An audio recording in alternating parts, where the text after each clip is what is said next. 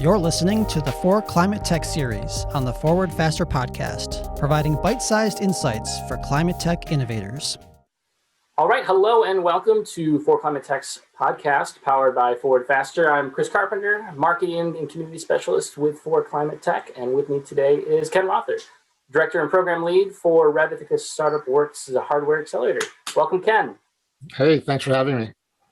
So we're obviously we work really close together, and I was going to kind of jump in with how the Scout for ClimateTech team and Sure. Rev Ithaca are kind of identical or huge overlap. But to start us off, can you provide a little background on Rev Ithaca and how it all got started?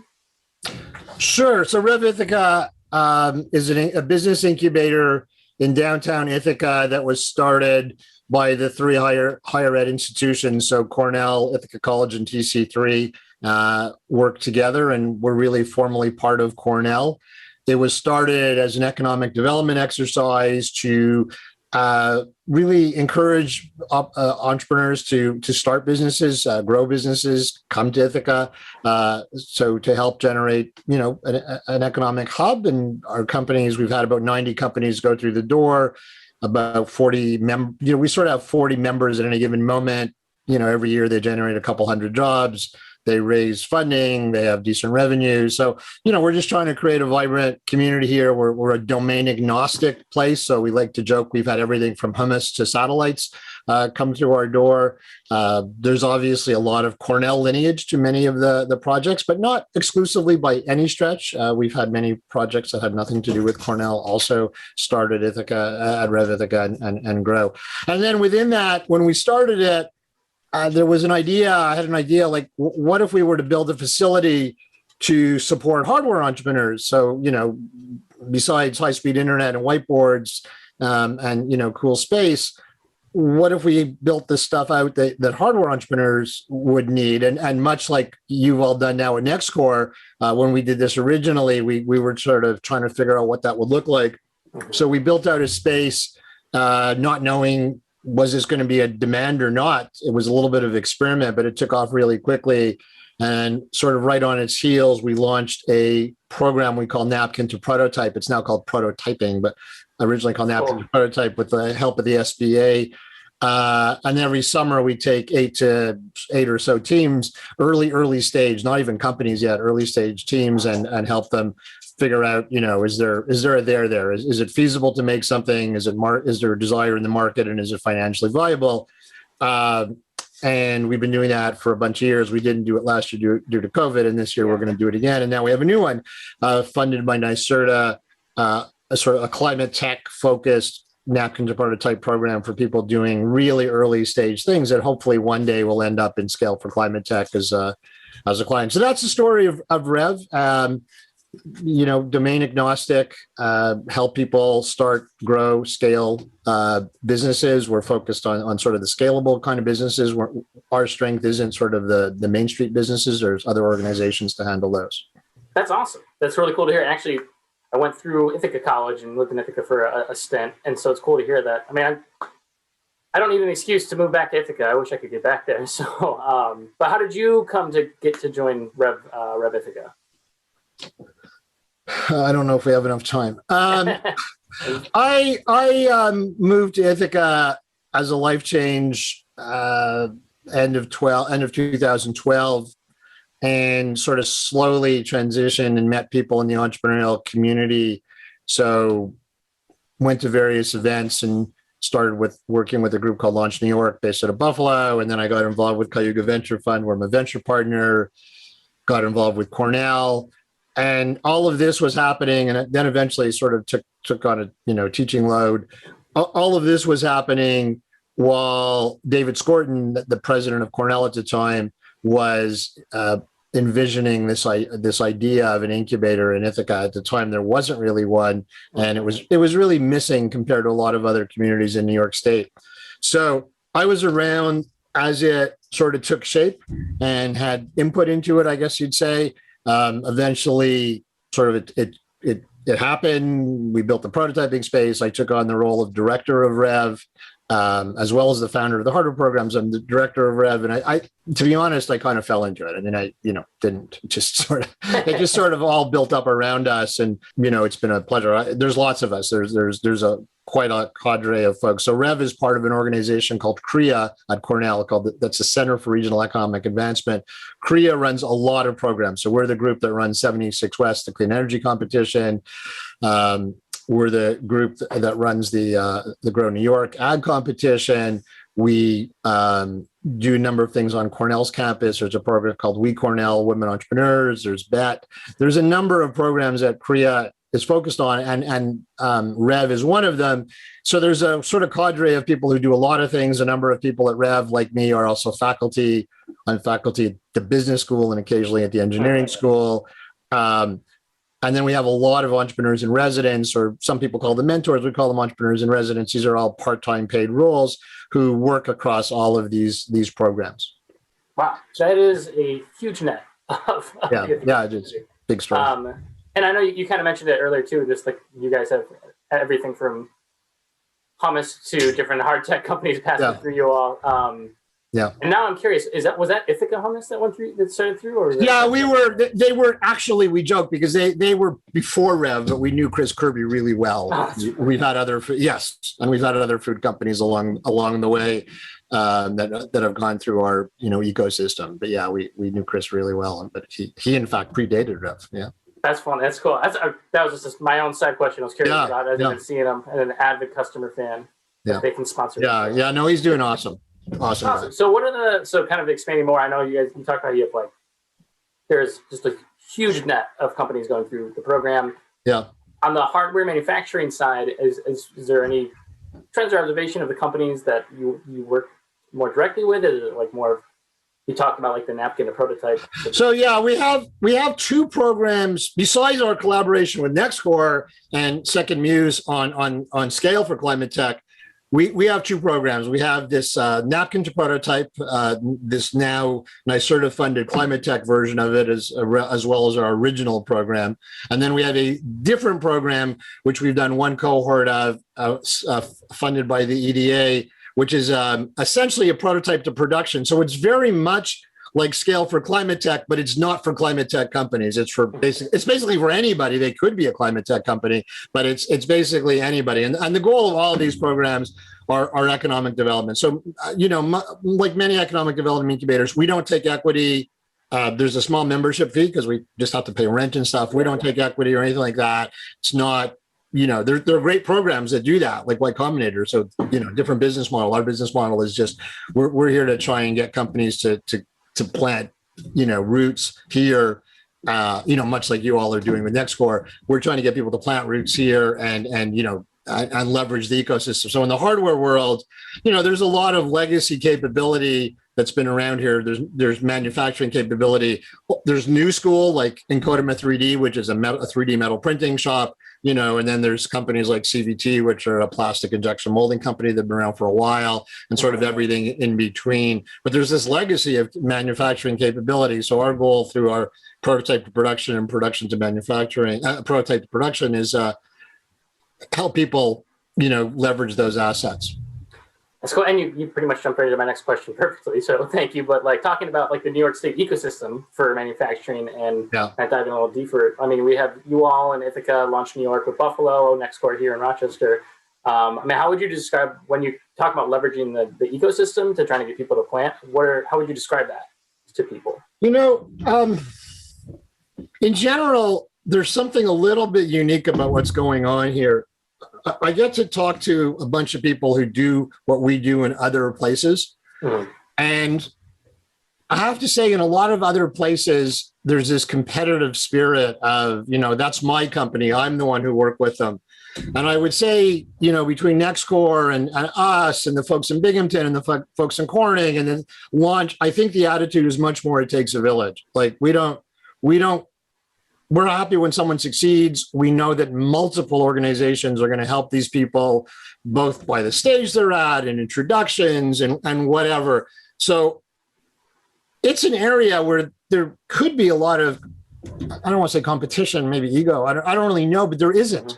It really is it takes a village. I mean, we're all we're all sort of fighting for the same grant money because most of us are grant funded, and that's fine, whatever. But I think once that battle is over and, whoever gets the grant, we collaborate. And the sort of nice thing about this ecosystem is that, I think everybody in it, Marnie Levine at launch and Mike Ridlinger and Jim up in, at your place in NextCore, and, the folks down in Binghamton and in Corning, we're all kind of doing the, we're all just trying to help companies, and it's very collaborative. So it's kind of cool.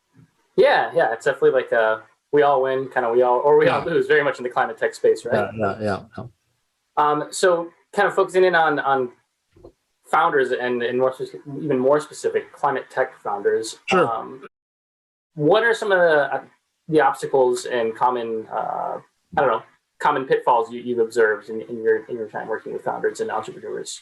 So I think that climate tech entrepreneurs have the same challenge that anybody dealing with a big systemic issue. So whether you're a medical researcher dealing with a particularly nasty disease or condition, or you're in the climate tech space dealing with greenhouse gas, or you're in some sort of financial engineering and dealing with the economy.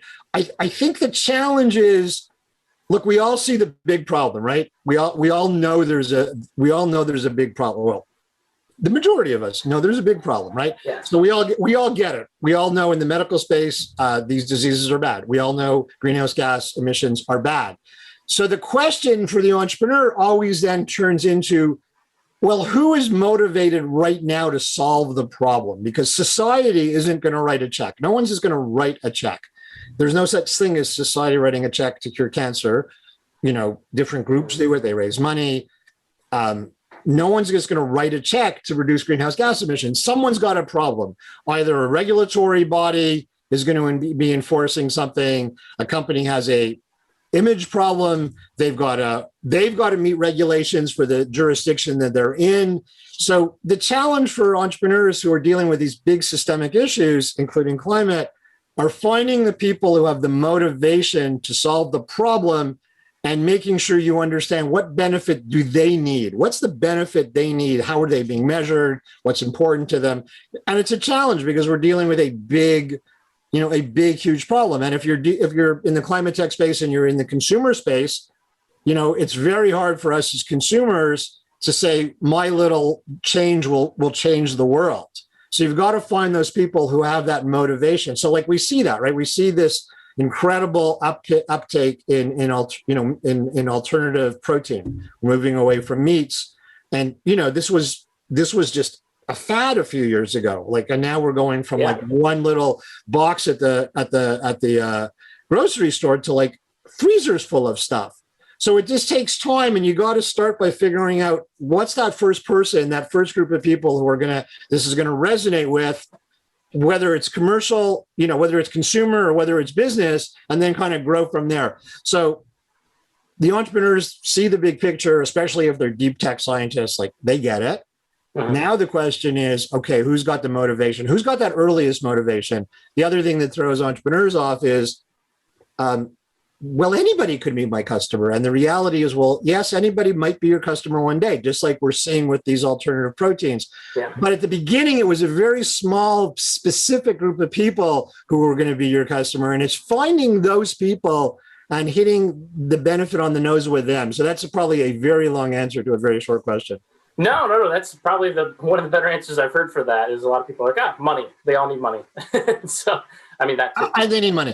Yeah, they do need money. The thing about getting money is that if you can go, whether you're going to NYSERDA, whether you're going to a state agency that's trying to do the right thing, and Lord knows NYSERDA is awesome, by the way, or you're going to institutional VCs, they need to hear a story. They need to hear that something beyond greenhouse gas bad. They need to hear, yes, I figured out this group of people are willing to do something right now, and what I have will solve their problem.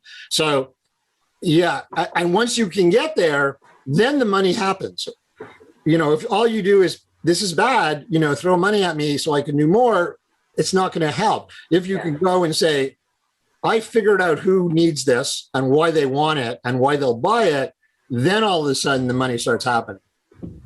That's really well put. I like that a lot. Yeah, it's very much the same with much larger issues like you were referencing too, between food insecurity and climate and all those things. So that's any big systemic issue, you got to get to the person who's motivated to solve it.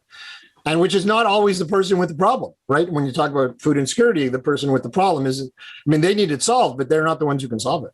Yeah, right. That's cool. Yeah, Wow. You got to figure all that out. It's complicated. That's what a lot of good programs, the NSF I-Corps program, which, Mike Ridlinger and I are both national instructors, really focus on, and other programs like Scale and like our programs, we're very focused on.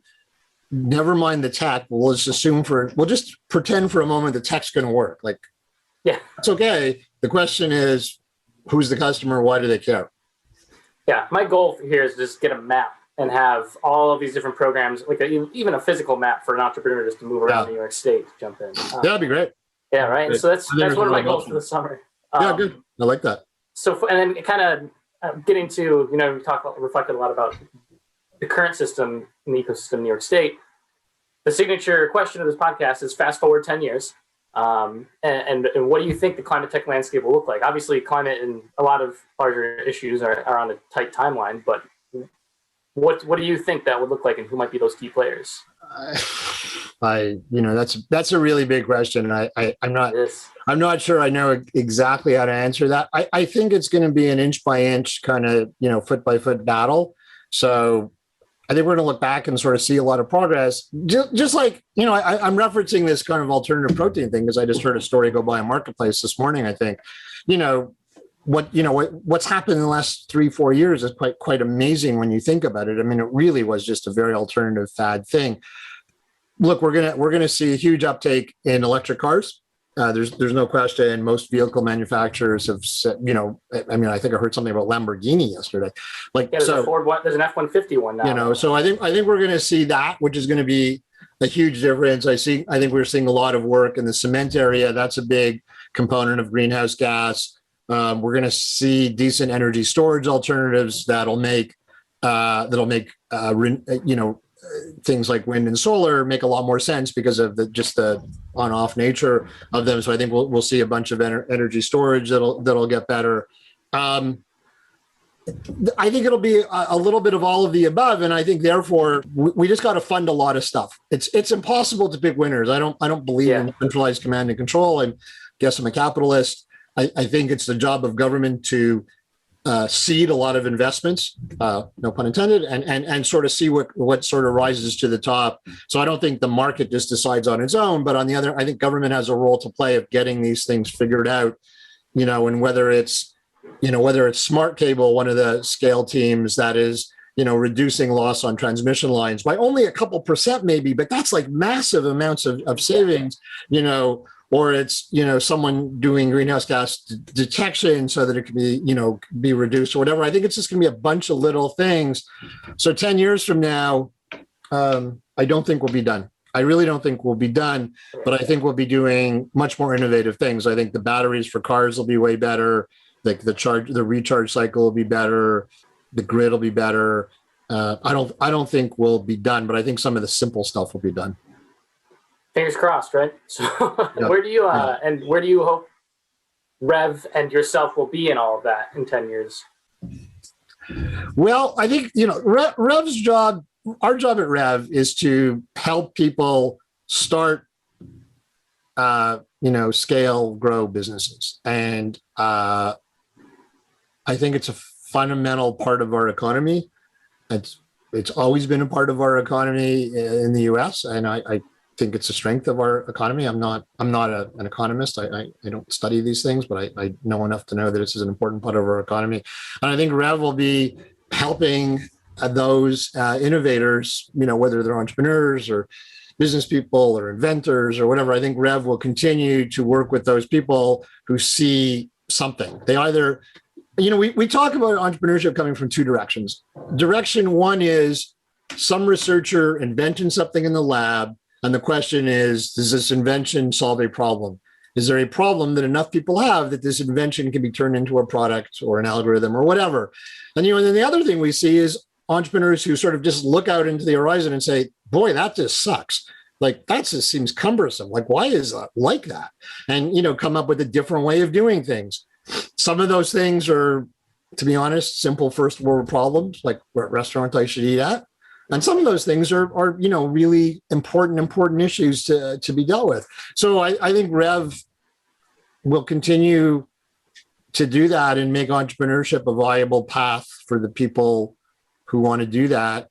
I can't imagine that going away. I mean, even if we were to snap our fingers and ClimateTech, the climate issues were gone, or major diseases were gone. I mean, there'll always be something. So I think I was just talking to an entrepreneur from Sri Lanka. I mean, I think everyone sort of thinks as entrepreneurship as a way of innovating their economy. Oh, for sure. For sure. Well, keep me employed with Nextcore for a long time, I believe. So, awesome. Well, that's all the questions I got for you today. Thanks so much for joining us, Ken. I appreciate you taking the time. Thank you. That was fun. I look forward to meeting in person one of these days. I know, right? We'll see. All right. Well, thank you all for listening. We'll see you all next time. If you want to follow our podcast series and see more of our work here that Rev and Scal for ClimateTech are doing here, check out our website at forclimatetech.org. It's forclimatetech.org, or follow us on YouTube, Spotify, or iTunes. Thanks again, and we'll see you next time. Thanks a lot. See you guys.